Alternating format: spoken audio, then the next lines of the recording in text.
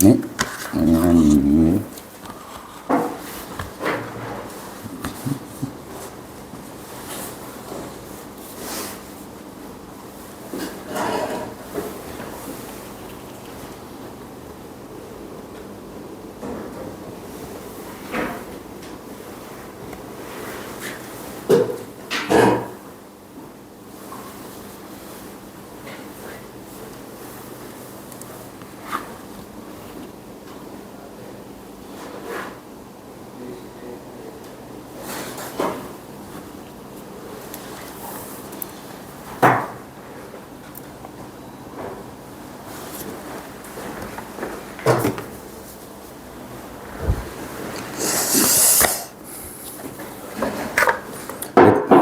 왜들 이렇게 안 올까요?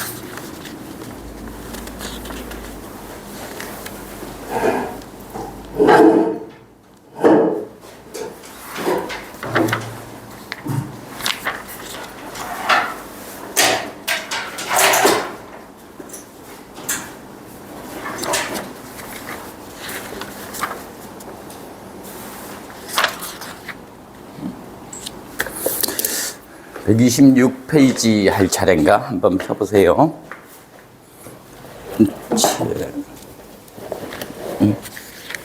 126페이지가 아니라 여기네? 여기서부터야? 네. 어떤 소설을 여기까지 했어 우리? 여기까지. 여기서 어떻게? 96. 자, 많이 해왔습니까? 깨끗하겠죠?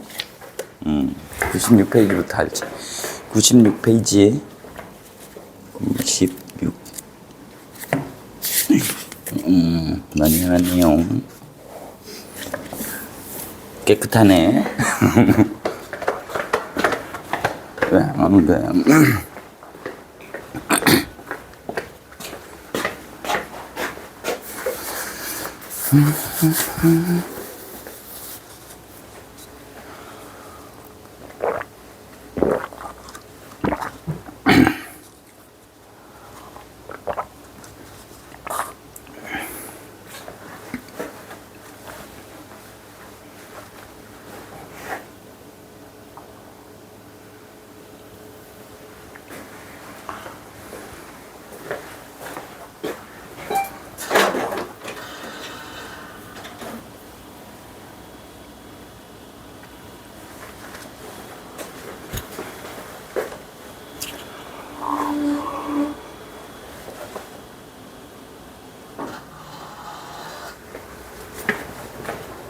안녕.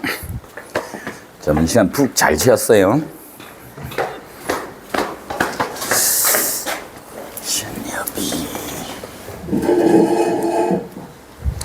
자, 96페이지 한번 펴보세요.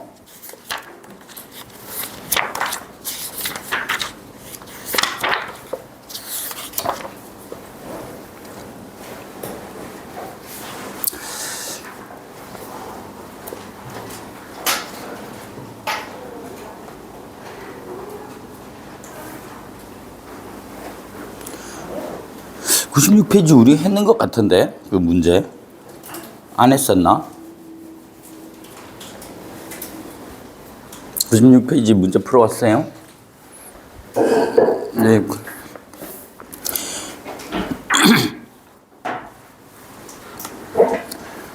네. 안녕하세요.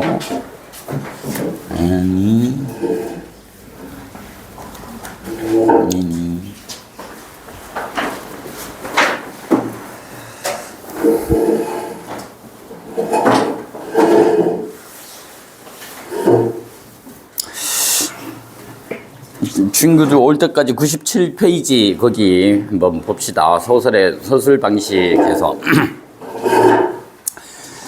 월영낭자전 한번 보면 옥진성아 인간 재미 어떠하뇨? 인간 유진성을 만나 인연을 맺어 부부되었느냐? 이렇게 했을 때 여기서 인간 재미 어떠하뇨? 앞으로 인간이라고 하지만 인간 세상을 그냥 그러니까 속세를 인간이라고 이렇게 표현을 합니다. 속세 뭐 세상을 속세의 재미가 어떠하냐?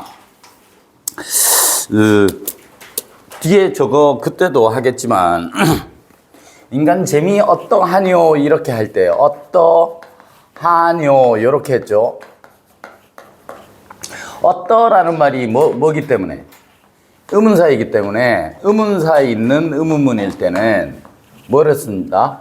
뇨를 쓴다라는 거예요. 만약 의문사가 없었으면 만약에 이거 예를 든다면은 너 학생이뇨라고 안 하고 뭐라고 하겠어요? 학생이냐라고 하겠죠.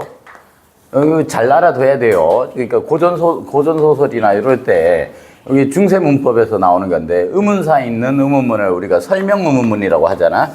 설명의문문은 종결어미가 뭘로 끝나고 설명의문문은 뇨로 끝나고 이렇게 판단의문문 그러니까 yes, no 대답이 가능한 거 있죠. yes, no 대답이 가능한 판단의문문은 냐로 끝난다 이렇게 그러니까 요렇게 아예 외워놓으세요. 어떠하뇨 학생이냐 뭐 이렇게 하면 되겠죠. 그죠? 냐 네. 네. 저번에 뭐 할 때도 이거 얘기한다 그랬어요. 경상도 사투리도 오계열이 있고 아계열이 있다라고 얘기했던 거 기억나죠? 오계열이 오 쪽으로 쓰는 게 뭐 만약에 와카노 이렇게 이제 얘기한다 그랬죠. 와카노 하면은 요거는 왜라는 뜻이잖아. 왜 그러느냐라고 할 때는 오 이렇게 쓴다라는 거야. 근데 너 만약에 예를 들어서 너는 학생이나 이렇게 할 때는 나를 쓴다. 그러니까 오계열을 쓰느냐 아계열을 쓰느냐 이렇게 할 때도 똑같습니다. 자, 그래서 옥진성아 너 인간 세상에 재미가 어떠하더냐? 인간 유진성을 만나 유진성이라는 남자를 만나서 인연을 맺어 부부가 되었느냐? 이렇게 어떠하뇨고 부부가 되었느냐라고 했죠. 거기 뇨하고 냐에다가 동그라미 치고 뇨는 어떠라는 의문사가 있었기 때문에 부부가 되었느냐 하고 야라고 했지. 그러니까 언제 뇨를 쓰고 언제 냐를 쓴가 하는 부분도 잘 알아둬야 됩니다. 낭자 아무런 줄 몰라 침음하더니 상제 선녀를 명하여 유진성을 부르라 하시니 앞으로 여기 상제라는 말이 나오면 상제는 뭐의 약자라고 생각하면 돼요? 상제는 우리 옥황상제라고 얘기하잖아요. 그죠? 옥황상제 하느님이에요.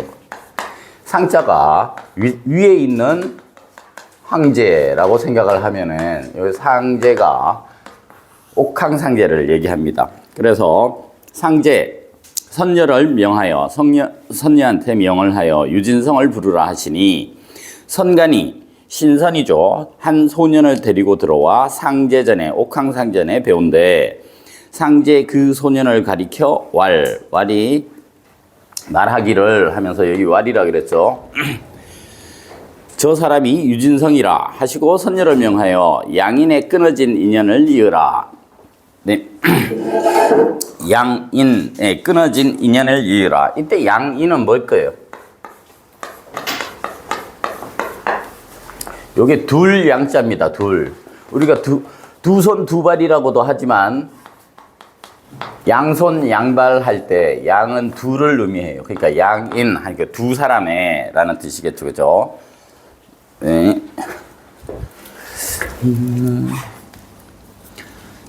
두 사람의 끊어진 인연을 맺어라 이렇게 이제 했습니다. 누구하고 누구? 옥진성과 유진성이겠죠, 그죠? 하시거늘 한 시녀 그 소녀의 청삼과 낭자의 홍상을 한 대 잡아매고 칼로 베거늘. 청삼은 청색 저고리, 낭자의 홍상은 붉은 뭘까요? 홍상. 상이 무슨 상일까? 어? 우리 흔히 할 이 사자성어로 요 사자성어 있습니다. 동가 홍상이라고 혹시 들어봤어요? 홍상인데 우리말로는 많이 들어봤을 텐데 요 상자 밑에 요게 옷 의자예요. 옷이 밑에 있는 옷이 뭘까? 특히 여자들. 치마 상자입니다. 치마 상자. 동가, 같은 값에 붉은 치마. 왜 우리 흔히 뭐라고 해요? 기왕이면 다홍치마 이렇게 얘기하잖아요.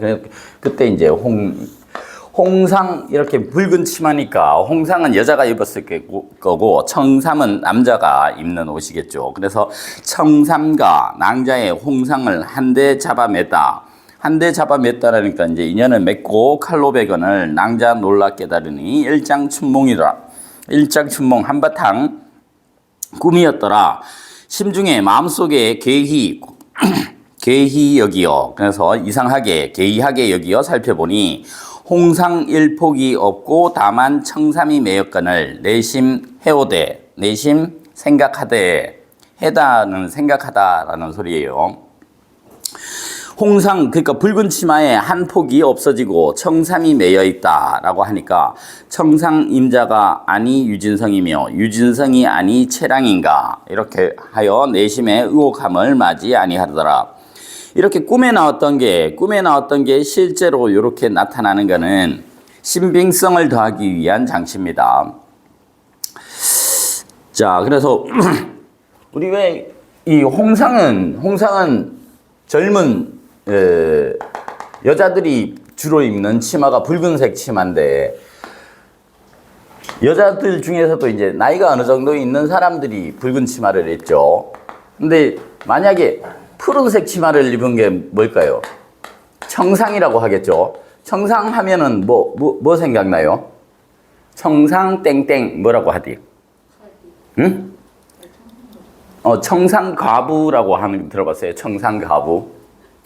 청상가부는 이게 이제 젊은 여자들은 주로 푸른색 치마를 입었고 요즘 생각하면 뭐라고 생각하면 돼요? 요즘 생각하면은 이제 젊은 여자애들이 만약에 패딩을 입는다. 그러면 좀 나이 드신 분들이 모지 코트를 입었다 이렇게 생각하면은 젊은 아낙네들이 청상을 입는데 이 청상을 입은 사람이 가부가 된 거지. 그러니까 청상가부는 어린 나이에 남편을 잃었을 때 우리가 청상가부가 되었다. 청상가부 이렇게 이제 얘기합니다. 청상, 홍상 이렇게 이제 얘기할 때 치마상도 자주 나오는 거니까 잘 알아둬야 돼요. 자, 주인공은 꿈을 통해 천상의 세계를 경험하고 있다. 맞죠? 이게 천상계, 지상계. 윗글에서는 비현실적인 사건이 발생하였다.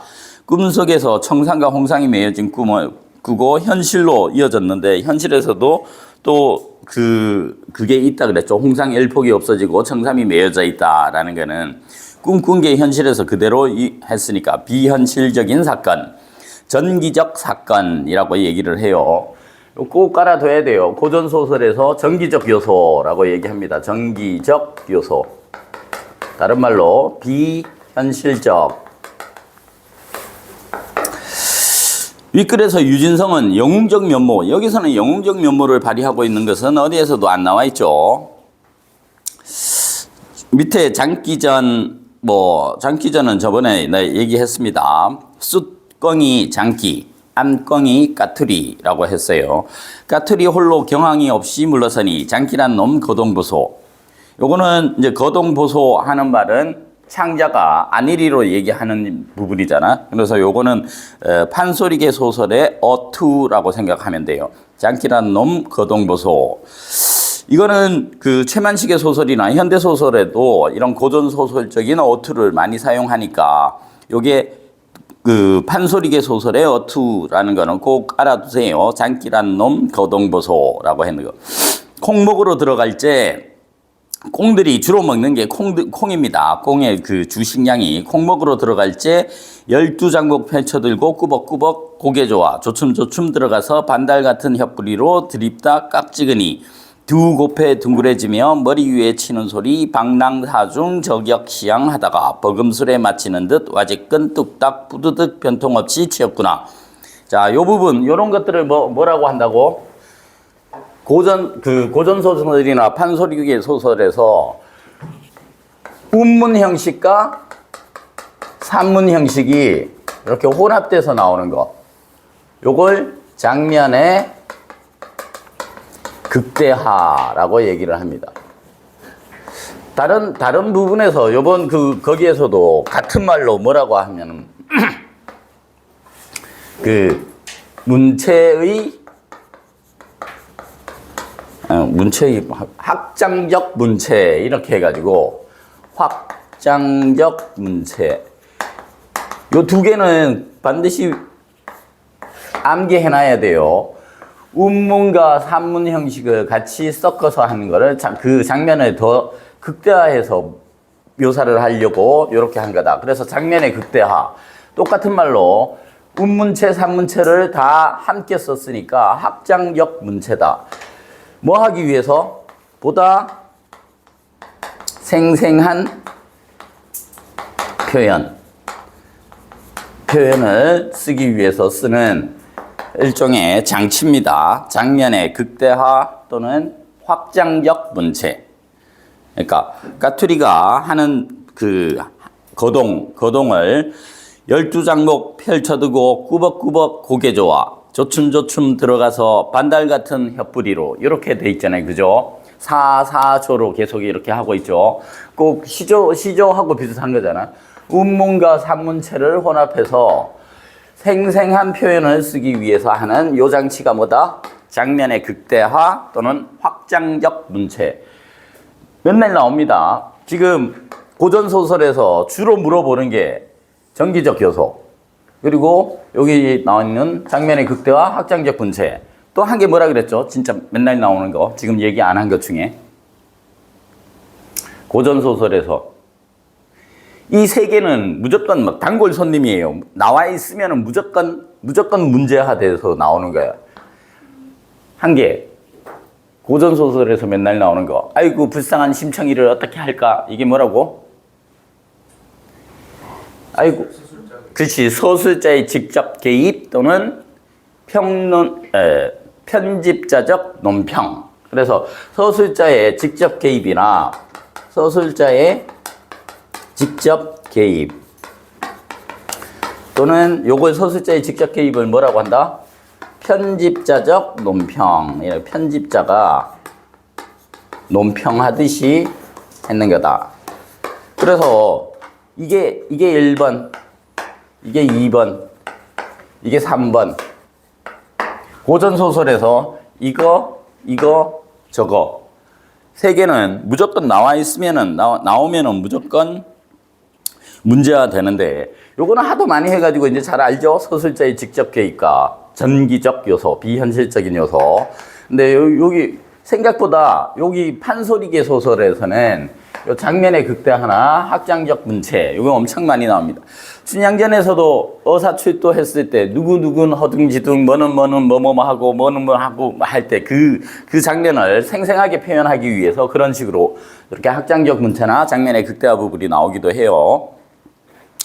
여기서는 장기의 거동을 묘사하기 위해서 이렇게 했습니다. 자, 까투리 그걸 보고 까투리가 하는 말이, 암꽁이 하는 말이 저런 강경 당할 줄 몰랐던가. 남자라고 여자의 말 잘 들어도 폐가 하고 계집의 말 안 들어도 망신하네. 그래서 폐가 망신, 집안이 망하고 자기는 망신살을 뻗치게 된다라는 얘기를 이렇게 했습니다. 윗글은 인격화된 동물에 의해 사건이 전개되는 무슨 인격화된 동물을 가지고 하는 거잖아요. 그죠? 꽁부부 얘기를 의인화한 거를 우리는 우화라고 합니다. 우화. 까투리 하는 말을 난전엽이라는 당대의 윤리를 뭐 하고 있다? 풍자하고 있다. 우스꽝스럽게 말하면서도 비판 정신이 깃들여 있는 것을 우리가 풍자라고 얘기. 자, 밑에 전우치전 보면은 우치 아래기를 신이 본데 그림 그리기를 잘하니 나무를 그리면 나무가 점점 자라고. 그러니까 나무를 그리면 그림 속에 나무를 그렸는데 그 나무가 자란대요. 짐승을 그리면 짐승이 걸어가고 그림 속에 짐승이 걸어가고 산을 그리면 초목이 나서 풀과 나무가 자라나서 이름으로 명하라 하오니 이름으로 그러니까 이름남 유명한 그림이라 하오니 이런 그림을 전하지 못하고 죽사오면 어찌 원통치 아니하리요 하면서 그 우치가 내가 이런 좋은 재주가 있는데 이런 재주를 써먹지 않고 죽으면은 어찌 원통하지 않겠습니까 하고 이제 왕한테 얘기를 하는 거야.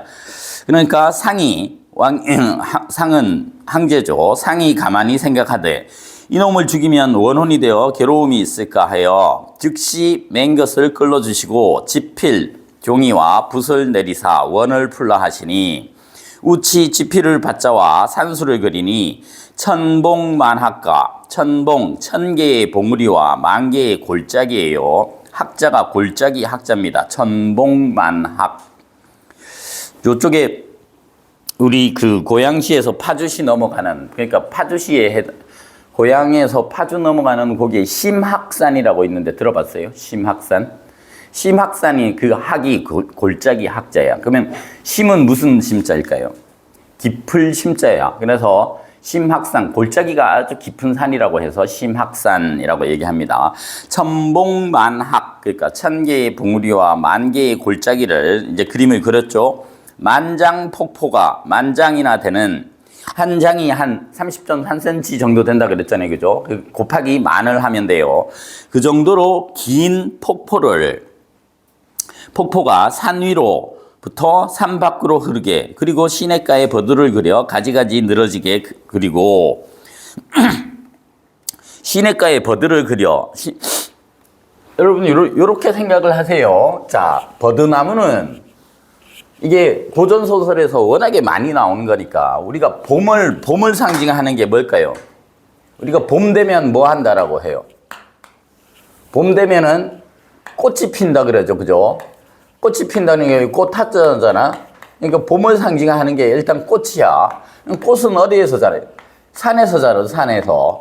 그래서 산에서는 꽃이 핀다면은 그러면 그러니까 시냇가에는 뭐가 있을까? 봄에.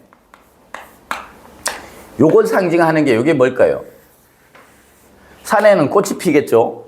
시내에는 강이나 시내 물이 흐르는 곳에는 여기는 버드나무가 있어요. 버들. 우리가 버들을 버드나무라고 얘기하죠. 버드나무 또는 버들 이렇게 하는데 요게 봄을 상징하는 거예요.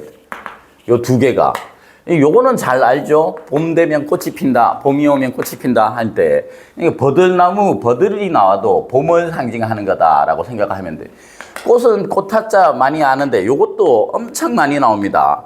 그러니까 우리가 그 중국의 양쯔강 들어봤죠? 양쯔강 할 때 그 양, 그리고 버드나무, 류 이렇게 하거든. 양, 유 이렇게 얘기를 해요. 그러니까 양자가 나오거나 류자가 나오면은 수양버들 뭐 이렇게 할 때도 요 양자고 유 버드나무 우리 유씨 있죠. 유성룡 뭐 이렇게 하잖아요. 유씨가 요 버드나무 류자를 쓰는 성씨예요. 그러니까 양유 이렇게 보통 양유세지라는 말을 많이 쓰거든. 세자는 가늘 세자야. 지자는 나뭇가지 지자야. 그러니까 버드나무는 어떻게 생겼어요? 그러니까 버드나무는 이렇게 강이 흐르는 시냇가에 항상 이렇게 있는데 여기 버드나무 가지들이 어떻게 돼? 여자들 머리 풀어놓은 것처럼 이렇게 막 휘청휘청 하는 그거잖아요. 그죠? 그러니까 요 나무 가지들이 아주 가늘 새자야. 가는 가지들이 이렇게 치렁치렁 드리워져 있다 해가지고 수양버들 이렇게 얘기를 합니다. 그래서 산에는 꽃 피고 시내에는 버드나무 있다. 이렇게 하면은 요게 봄을 상징하는 대표적인 그거다. 자, 그러면 나온 김에 아예 봄 대신 이제 여름을 상징하는 거는 뭘까요? 여름. 여름을 상징하는 거는 녹음이 짙어졌다. 이렇게 이제 얘기해. 가을을 상징하는 거는 일단 국화 얘기 나오고, 그리고 서리가 내렸다. 서리 상자를 많이 쓴다 그랬죠. 서리 상자. 그래서 오상고절이니 뭐 이렇게 이제 얘기할 때 여기 서리 상자예요. 국화나 서리 얘기 나오면은 가을. 겨울을 하면은 겨울은 뭐 적설을 헤쳐내어 해서 눈설자가 나오거나, 또 꽃으로 하면은 뭐? 꽃으로 하면은 매화. 그래서 엄청 그 사시사철을 나타내는 게 많이 나오는데, 특히 봄은 꽃과 버드나무는 강 쪽에서 자라는 거. 여름에는 푸른 잎, 이게 짙은 녹색의 잎이야. 짙은 녹색 잎이 있다. 이렇게 하면은 그걸 녹음이라고 얘기를 하는데, 그건 여름을 상징하는 거. 가을은 국화, 겨울은 매화. 가을에는 설이 내린다. 겨울에는 눈 내린다. 이렇게 이제 해서 봄, 여름, 가을, 겨울을 이제 배경으로 할 때 흔히 약간은 뭐 식상할 정도로 나오는 게 요겁니다. 그래서 시냇가에 버드를 그려 가지가지 늘어지게, 그리고 그 밑에 안장 지은 나귀를, 안장을 올려놓은 나귀를 그리고 붓을 던진 후 사은함에 상이 묻기를. 자, 전우치는 이제 도수를 부리는 놈이잖아요. 그죠? 지가 어디로 도망가려고 이렇게 그림 그렸어요. 전우치전 안 봤어요? 그 TV에서도 했는데, 강동원이 주인공으로 해서 요렇게 그림을 요렇게 딱 그려놓고 지가 이제 어떻게 해요? 그 나귀한테 안장해 놨잖아. 그쪽으로 지가 쏙 들어가요. 그래서 이제 그 잡혀서 죽을 거를 모면하죠. 자, 그래서 은혜에 감사한다 하고 그러니까 자기가 아까 상한테, 이 항제한테 뭐 했습니까? 부탁을 했죠. 내가 이렇게 그림을 잘 그리는데 이 재주를 못 써먹고 그냥 죽으면 너무 원통하니까 내가 그림 한 개 그리게 해달라. 그러니까 상이 지필, 그러니까 종이와 붓을 내려줬죠. 그러면 너 한번 그려봐라. 그러니까 천복만학, 만장폭포, 막 이 산도 그리고 시냇가의 버드나무도 그리고 그 밑에 안장만 있고 있는 나귀. 그러니까 나귀 위에 아무도 안 타 있는, 안장만 있으니까 사람이 타야 될 거 아니야? 자, 그러고 나서 감사합니다 하고 하니까 상이 묻기를 너는 방금 죽을 놈이라 이제 산함은 무슨 뜻이뇨? 여기서도 뇨라고 했죠. 왜 뇨라고 했을까요? 무슨 뜻이뇨라고 했을 때? 그것이 무슨이 뭐기 때문에? 의문사죠. 의문사 있는 의문문이니까 뇨라고 한 거예요. 그러니까 너 곧 죽는데 뭐 지금 나한테 감사하다고 할 그 필요가 있겠냐? 이렇게 이제 얘기를 한 거야.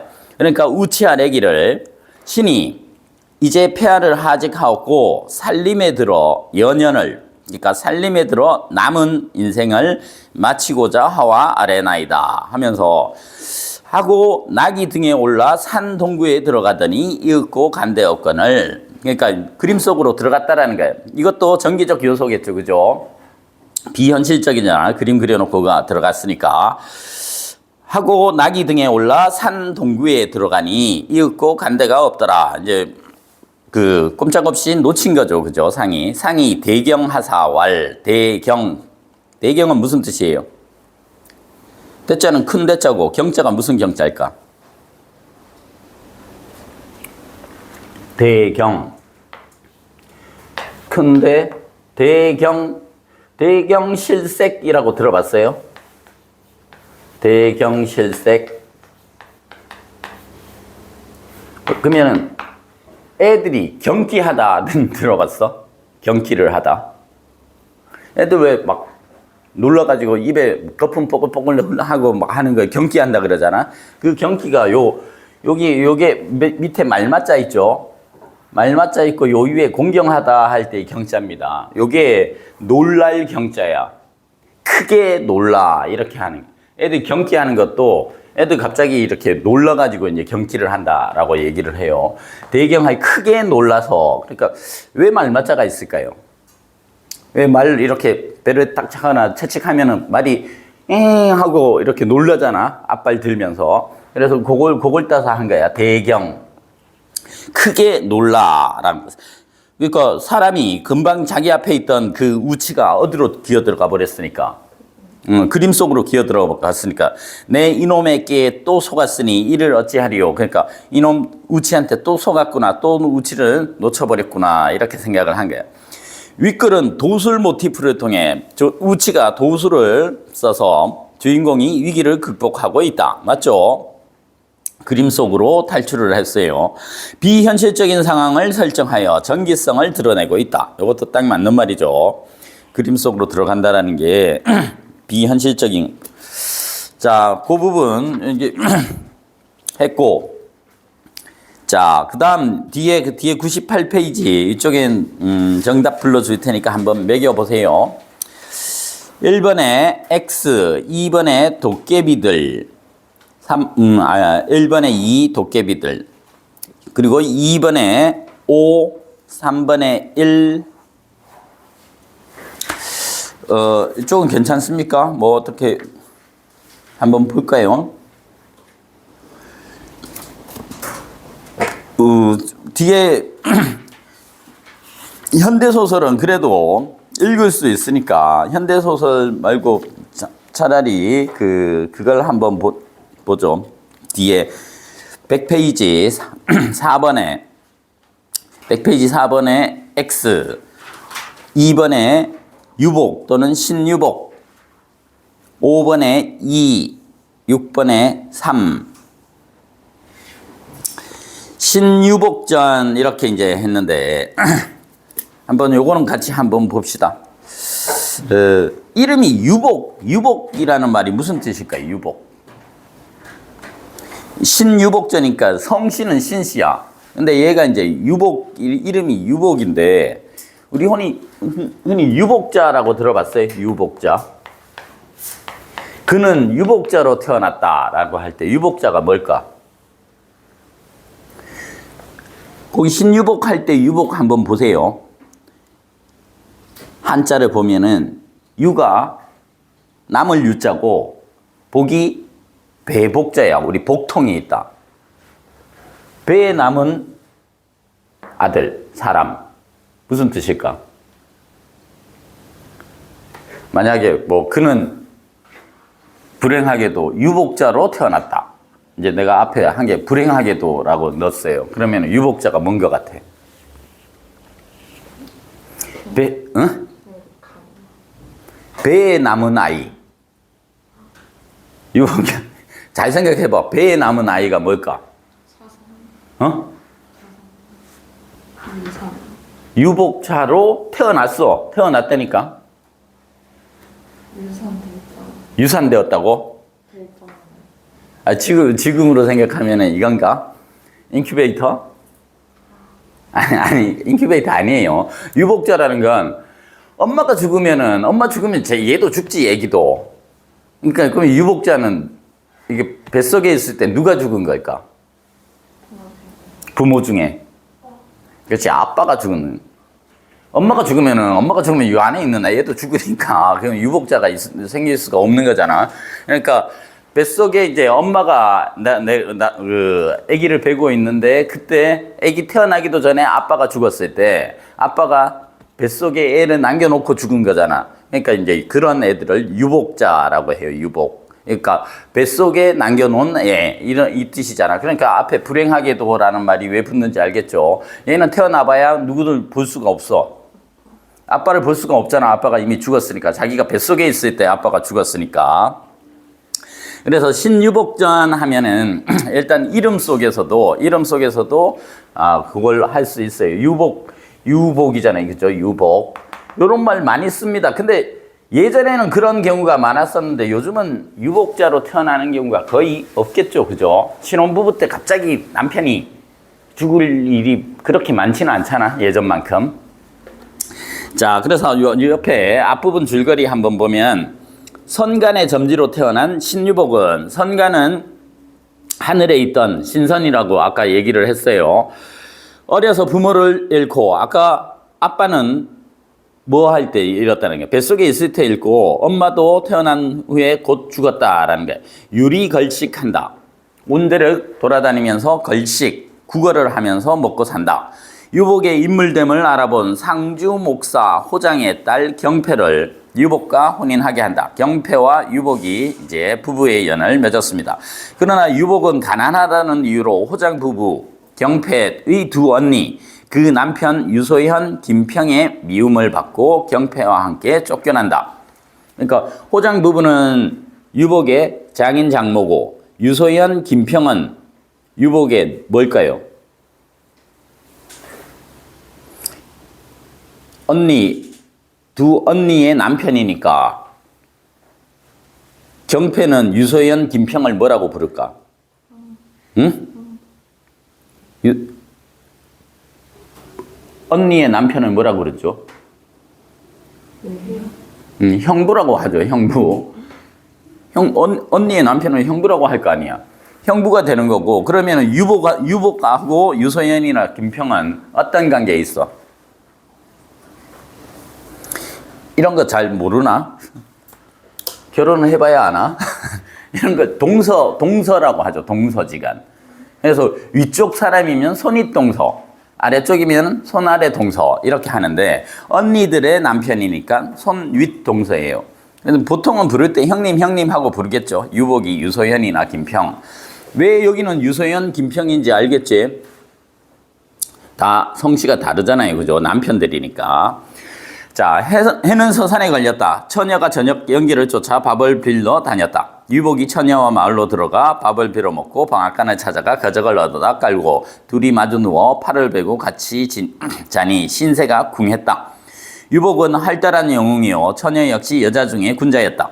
고어에 흥이 다하면 슬픔이 오고 괴로움이 다하면 즐거움이 온다고 하였는데 하늘이 어찌 어진 사람을 공궁 속에 던져 두시겠는가? 이것도 뭐에 해당되겠어요? 하늘이 어찌 어진 사람을 공궁 속에 던져 두시겠는가? 아까 1번, 2번, 3번 중에 1번이죠. 서술자의 직접 개입. 이런 부분 나오면은 무조건 줄 쳐놓고 나중에 요 부분이 그거다라고 생각을 하면 돼요. 괴로움이 다하면 즐거움이 온다. 이거 사자성어로 뭐라고 했어요? 괴로움이 다하면 즐거움이 온다. 괴로울 고자야. 괴로울 고자에 다할 진자입니다. 다할 진자. 우리 왜 진인사 대천명 할 때 고진 하면은 고진 달감자야. 단 것이 레라고 하죠. 레 올레자 고진감래라고 합니다. 괴로움이 다하면 달콤함이 온다 해서 고진감래. 거기 괴로움이 다하면 즐거움이 온다고 하였는데 하늘이 어찌 어진 사람을 공궁에 던져두시겠는가? 하늘이 어찌 어진 사람을 공궁에 던져두시겠는가? 이게 서술자의 직접 개입, 편집자적 논평이다. 자, 처녀도 유복의 늠름한 풍채와 잘생긴 용모를 다하니 정이 깊이 들었다. 사랑에 빠졌다. 그러므로 고생을 어찌 한탄할 것인가. 그래서 같이 밥을 빌어먹어도 빌어먹는 고생을 해도 별로 한탄하지 않았다. 이튿날 밥을 빌어먹고 처녀가 유복에게 말했다. 슬프도다. 이 세상에서 가장 귀한 것이 사람인데 사람만 못한 짐승도 집이 있건만 우리는 어째서 의지할 곳조차 없나 하고 생각하면 애달픈 생각이 듭니다. 저 건너 북쪽 돌각담이 임자가 없는 것이니 돌각담을 헐고 움이나 한 칸 묻어 봅시다. 움은 움집을 얘기하는 거겠죠. 그죠? 움집. 그래서 우리도 집을 한 개 만들어 봅시다 하면서 동리로 제목과 이영을 구걸하니 사람들이 불쌍히 여겨 서로 다투어 가며 주었다. 제목과 이영이라고 하면은 보통 이제 초가집을 지어도 일단 기둥은 나무가 있어야 될 거 아니겠어요. 그죠? 기둥 4개는 이 나무로 이렇게 하고 기둥과 기둥 사이에 이제 벽을 쳐야 될 텐데 벽에 그냥 해서는 이 진흙이 안 붙을 거 아니야? 그러면은 그 뼈대가 되는 것들이 있어야 될 거 아니야? 그러니까 뭐냐 하면은 내가 이제 이렇게 해가지고 이렇게 해서 이쪽에 벽을 쳐야 될 거 아니야. 지금 같으면 벽돌을 이렇게 차근차근 놓으면은 벽이 쌓이는데 예전에는 벽돌이 없으니까 이 기둥과 기둥 사이에 억새나 풀 같은 걸 이렇게 대충 뼈대를 만들어요. 만들어놔야 여기다가 진흙을 쳐바를 수가 있을 거 아니겠어요? 그게 이렇게 쳐놓은 이걸 이형이라고 합니다. 이형. 그래서 이게 기둥이 있고 기둥과 기둥 사이에 이렇게 뼈대를 만드는 갈대나 뭐 이런 것들을 이형을 구걸하니 사람들이 불쌍히 여겨 다투어가며 주었다. 처녀가 유복과 더불어 우물 묻고 거적을 얻어 깔고 밥을 빌어다가 나눠 먹고 그 밤을 지내니 마치 커다란 저택에서 좋은 음식을 먹은 것 같이 흐뭇하였다. 자기들만의 공간이 생긴 거죠. 초가집이라도. 그러나 깊은 정이야 어디다 비할 수 있으랴. 남의 방앗간에서 잠자던 것은 한바탕 꿈이었다. 그러니까 이젠 자기네 집이 어엿한 초라 하나만 어엿한 자기네 집이 생겨서 남의 집 방앗간에서 자거나 하는 것들은 예전 꿈과 같았다라는. 인근 사람들이 유복의 가련한 정성과 경패의 지극한 정성을, 그러니까 그 위에 처녀, 유복 이렇게 했을 때 처녀가 바로 경패라는 거 알겠죠, 그죠? 지극한 정성을 불쌍히 여겨 음식을 아끼지 않고 주며 호장 부부를 욕하지 않는 사람이 없었다. 호장 부부가 자기 딸과 유복, 그러니까 사위를 내쫓았으니까 나쁜 놈들이라고 이제 욕을 했다라는. 유복이 남의 집에 물도 길어주고 방아질도 해주니 허기를 면하였다. 그러니까 물도 길어주고 허드렛 일을 해주면서 이제 밥을 얻어 먹으면서 허기를 면했다. 그러나 의복이 없어 초라하였다. 처녀가 하루는 유복에게 말했다. 옛날에 장부 세상에 나서 입신하여 세상의 이름을 드날려 문호를 빛나게 하여 조상 향부를 빛나게 하라 하였으니 문필을 배우지 않으면 공명을 어떻게 바라겠습니까? 세상의 장부에 나서 입신하여 세상의 이름을 드날려, 이건 어디에서 앞으로 이제 소학원에 배울 거예요. 소학원회라고 해서 중국에서도 그렇고 우리나라에서도 그렇고 소학이라는 책이 있습니다. 소학이라는 책은 아이들 그 지침서야. 그러니까 이렇게 살아야 된다 하는 도덕책이라고 생각하면 돼요, 지금에. 그래서 어린아이들이 하는 거니까 소학입니다, 소학. 요거는 뭘로 돼 있겠어요, 소학은 당연히? 한자로 돼 있겠죠. 이거 소학이 한자로 돼 있으니까 이제 양반 자제들은 한자로 이게 소학을 배운다라는 거야. 근데 평민들은 이제 세종대왕 이후에 평민들은 책을 못 읽으니까 한자로 돼 있는 그걸 언문으로 해석해 놓은 걸 우리는 앞으로 언해라고 얘기를 해요. 언문이 뭡니까? 한글을 낮춰서 말하는 게 언문이야, 언문. 그러니까 한글 할 때 한은 뭐예요? 한글 할 때 이 한은 무슨 뜻일까? 어떤 글이라는 뜻일까? 우리가 한글 할 때. 우리 대전을 뭐라고 하지? 대전. 저기 충청 대전광역시 있잖아. 대전광역시가 큰 대자에 밭전자거든. 대전을 쓴 우리말로 뭐라고 하는지 알아요? 대전을 한밭이라고 하거든. 한밭. 큰 대자에 밭전자를 한밭 이렇게 하는데 이 한자가 그러면 무슨 의미를 쓰인 거야? 크다라는 의미로 쓰인 거야. 그래서 한글 할 때 이 순 우리말 한이 크다라는 뜻이에요. 그래서 큰 글이라는 뜻이야. 그러니까 한글은 뭐 한 거야? 한글은 이제 우리 글을 높여서 부르는 말이 한글이야. 근데 예전 조선시대에는 한자는 어렵고 좋은 글이라고 생각을 하고 약간 천한 글이라는 뜻으로 언문이라고 얘기를 했어요. 한글을 좀 천대한 거죠. 그래서 여자들이나 평민들이나 부녀자들이나 평민들이 쓰는 글이다. 천한 글이다 해서 언문 이렇게 했습니다. 그래서 지금 언문이라는 말 잘 안 쓰는데 아직도 할아버지나 할머니들이 야 너는 언문은 다 익혔냐? 뭐 이렇게 하면 한글은 다 익혔냐? 이런 소리예요. 그래서 언문으로 해석했다라는 게 언해야.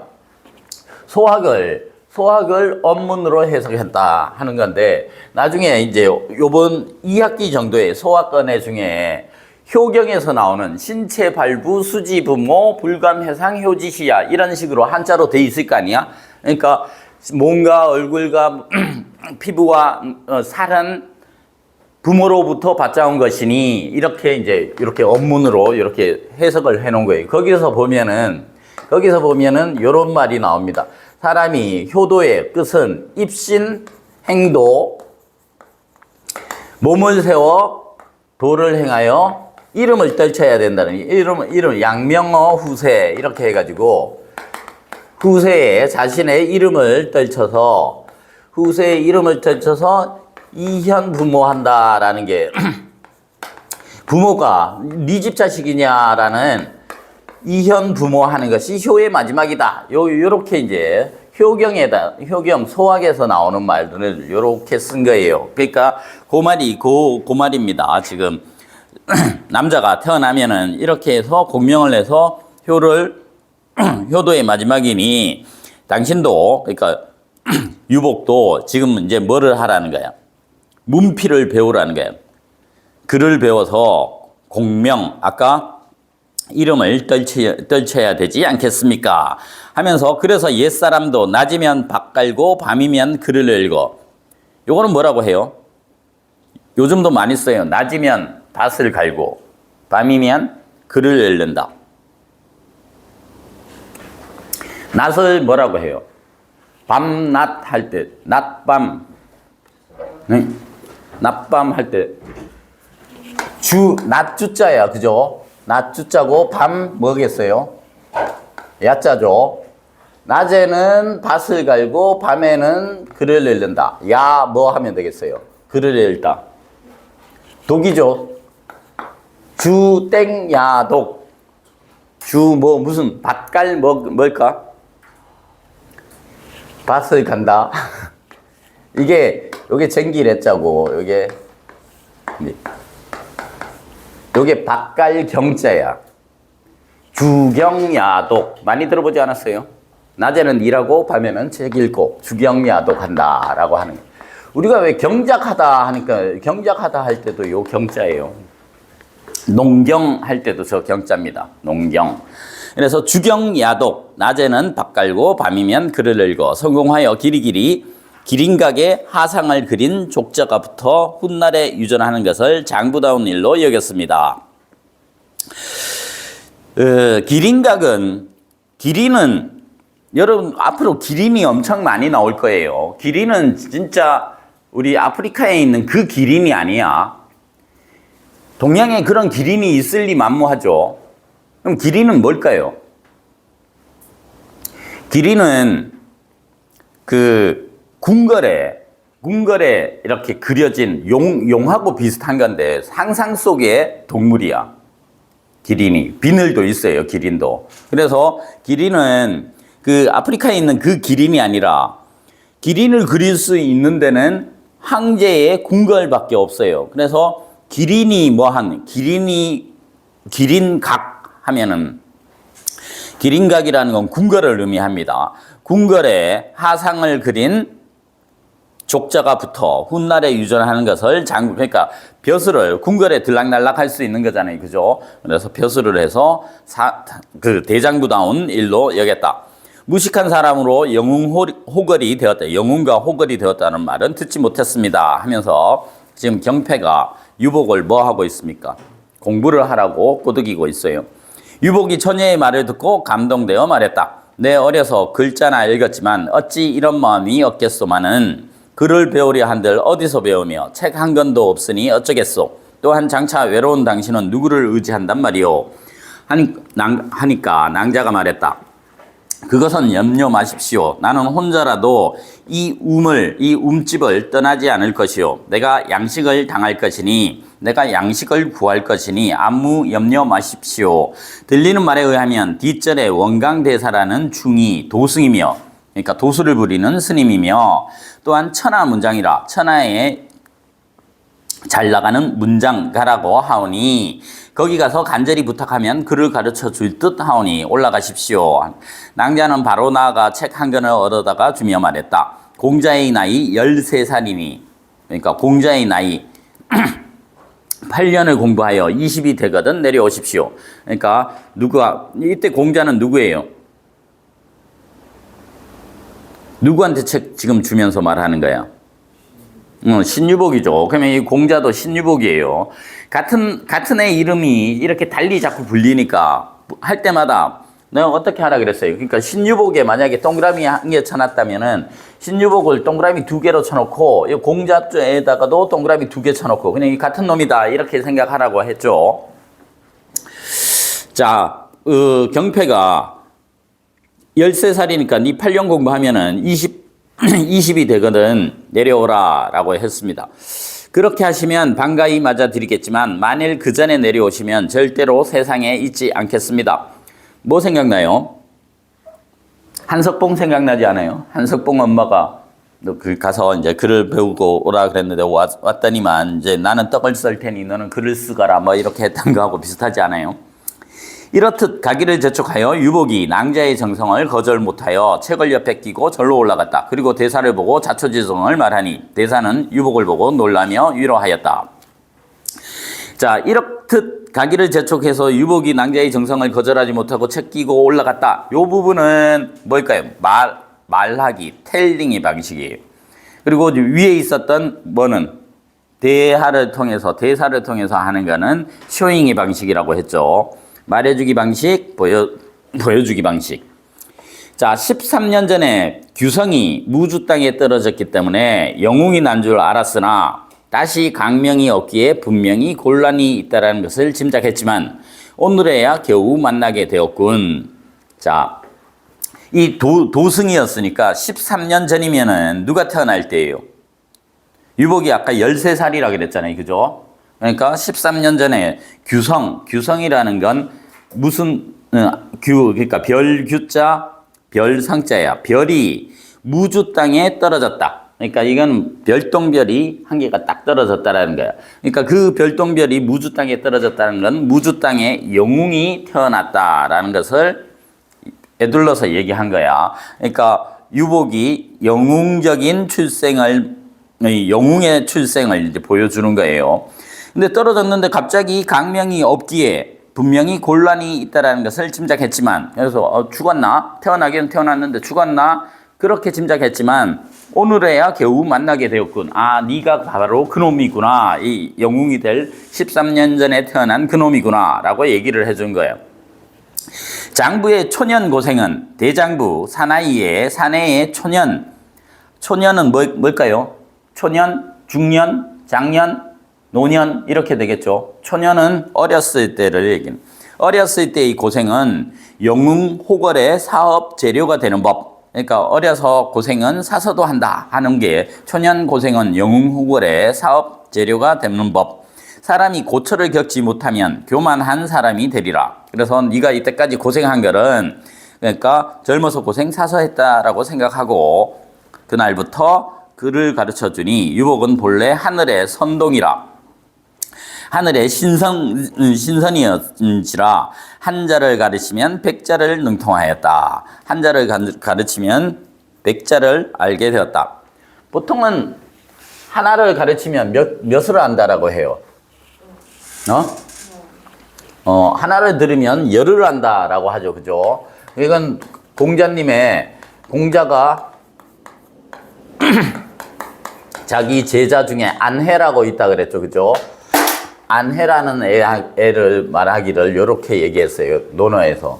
안해는 하나를 들으면 들을 문자야. 하나를 들으면 열을 안다 해서 문일지십이라는 한자로 씁니다. 그런데 여기는 하나를 가르쳐주면 백자를 능통하였다라고 얘기합니다.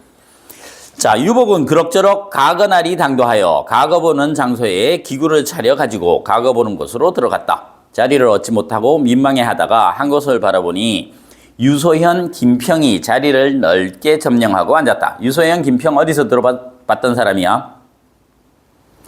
경패, 자기 와이프 경패의 형부들이지. 두 언니의 남편들이었잖아요. 그죠? 유소연, 김평, 유복원. 그러니까 동서지간이 되는 거예요. 동서. 그러나 전애들이 제 글을 짓지 못하여 남의 손을 빌려 가거를 보려고 주안을 많이 차려 같이 가거 보는 일을 간대히 대하고 있었다. 한마디로 얘들 지금 뭐 하고 있어요? 대리시험 시키고 있는 거예요. 대리시험. 불법을 저지르고 있는 거예요. 지네는 글솜씨가 없으니까 대리시험 할 애들을 데리고 와가지고 걔들을 지금 대접하고 있다라는. 유복이 속마음에 반가워 그 옆을 들어갔다. 세상에 용서받지 못할 놈이 유복을 보고 벌컥 화를 내며 꾸짖었다. 이 세상에 용서받지 못할 놈이 누굽니까? 그 위에 있는 유소현, 김평이라는 놈들이죠. 내 쫓았잖아. 그러니까 경패랑 유복을. 이 거지놈이 어디로 들어왔냐? 저놈을 어서 잡아내라. 사람이 많이 모인 것을 보고 쫓아왔으니 빨리 잡아내라. 눈앞에서 썩 없어져라. 유복이 분한 마음을 먹고 다른 곳으로 가서 헌 거적을 얻어 깔고 앉았다. 읽고 글 제목이 내어 걸리었다. 이제 시제가 내린 거예요. 문제가. 유복이 한 번 보고 한숨에 줄기차게 써내려가서 순식간에 제일 먼저 바치고 여관으로 돌아와 방 붓기를 기다리고 있었다. 방이 붓기를 합격 방이 붙는 거를 방이라고 얘기를 해요. 누가 뭐 장원급제고 하는 거. 그런데 유소연, 김평 두 놈이 겨우 남에게 글장이나 얻어보고는 방 기다릴 염치가 없었던지 곧 출발하여 내려갔다. 이때 호장 부부가 경옥 경란이 반기며 나와 영접하였다. 경옥 경란은 누구겠어요? 호장 부부가 경패의 엄마 아빠죠. 경옥 경란은 경패의 두 언니겠죠. 아까 두 언니가 있었다 그랬잖아. 경옥 경란의 남편들이 유소연, 김평이었다라는 거예요. 자, 그래서 반기며 나와 영접하였다. 술상을 차려놓고 술을 권하니 그 두 놈, 유소연, 김평, 널리 친구를 청하여 흥청댔다. 이때 경패 그 두 사람이 가거에 갔다가 무사히 돌아온 것을 알고 행여나 난군을 가거 보는 장소에서 만나보았는가 궁금히 여겨 소식을 들으러 갔었다. 마침 흘러나오는 소리를 들었다. 유소연, 김평이 바깥 사랑에서 호장더러, 그러니까 자기 호장이 이 유소연, 김평이 누굽니까? 장인어른이죠. 그죠? 호장더러 유복을 가거 보는 장소에서 만나 끌어 쫓아냈다는 말을 하니까 호장이 듣고 큰 소리로 그놈을 잘 박대하였네 하고 손뼉치며 말했다. 이때 낭자는 그 짓거리는 말을 듣고, 이때 낭자는 누구예요? 몰래 듣고 있는 경패지. 그 짓거리는 말을 듣고 이 난군이 누구고? 유복이고. 난군이 가거 보는 장소에 무사히 간 것을 알고 기뻐했으나 그 두 놈의 소위를 생각하면, 한 짓을 생각하면 괘씸하기 짝이 없었다. 집으로 돌아와 탄식하며 말했다. 세상에 몹쓸 놈도 있구나. 난군이 타인과 달라 찾아갔으면 함께 가거를 볼 것이지 도리어 많은 사람 앞에서 모욕을 주다니 난군인들 오죽이나 분통이 터졌나. 그러니까 유복이 오죽이나 분통이 터졌겠는가 하고, 겨죽을 쑤어놓고 먹으려 하나 목이 메어 못 먹고 하늘을 우러러 축원하였다. 겨죽은 뭐가 겨죽일까요? 겨가 뭘까? 쌀이 이렇게 돼 있잖아. 쌀한테 이렇게 쌀을 감싸고 있는 까칠까칠한 게 있을 거 아니야?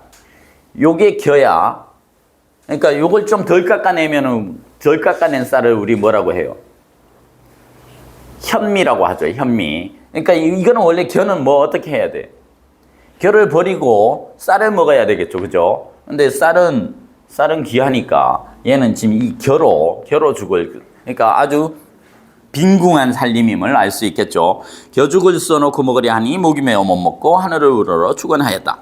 유유히 공중 높이 솟아있는 1월은 해와 달은 굽어 살피소서. 누구를? 유복을. 난군의 몸이나 무사히 돌아오게 하여 주옵소서. 낭자는 몹시 서러워하였다. 유복이 걸문 밖에 기다리고 있었다. 이날 전하께서 시험관을 데리고 글을 고르시더니 갑자기 유복의 글을 보시고 칭찬하셨다. 그러니까 과거 시험에서 유복의 글을 보고 칭찬했다. 이 글은 망고의 충효를 겸하였으니 만장 중에 제일이라. 급히 비밀이 봉한 것을 뜯어보시니 전라도 무주 남면 고비촌 신유복이라 있었다. 그래서 장원랑의 신유복을 대궐에 입시 들어오라고 시키라고 하교를 전달하여 전명살에게 하교하시었다. 그래서 신유복이 이제 과거에서 급제를 했다라는 소리입니다.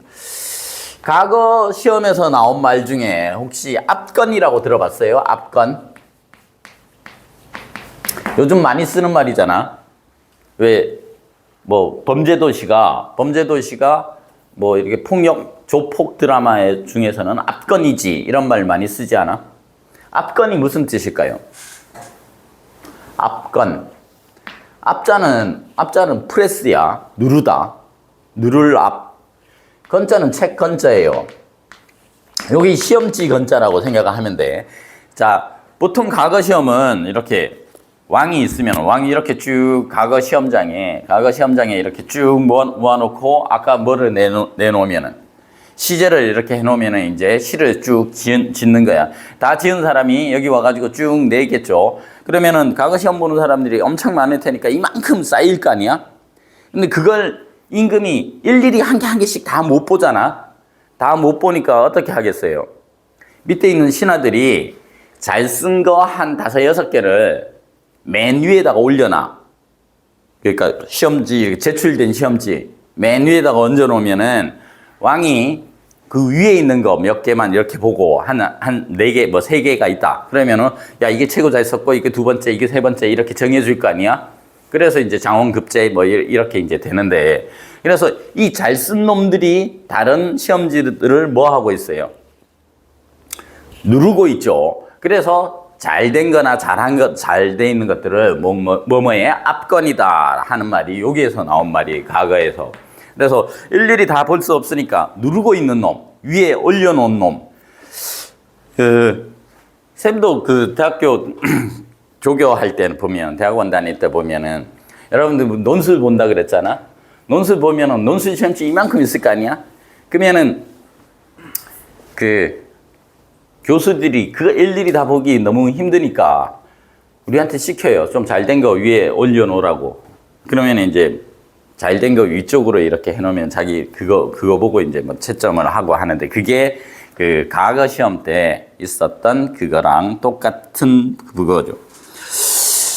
자, 이렇게 놓고 보면은 4번 한번 볼까요? 윗글에서 의식의 흐름 기법이 나타나 있다. 이거는 의식의 흐름 기법은 전혀 없어요. 인과관계 없이 그냥 자기 생각나는 대로 쓰는 게 의식의 흐름이니까 틀렸죠.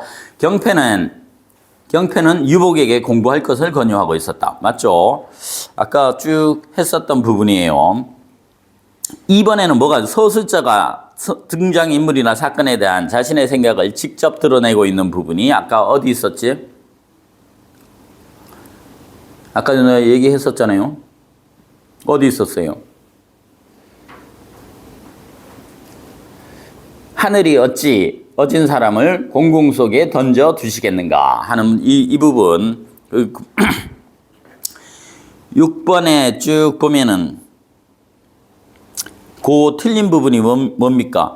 호장 부부에 쫓겨나고 인근 독립 사람들에게조차 외면당한다. 외면당하지 않았죠. 독립 사람들이 어떻게 해줬어요?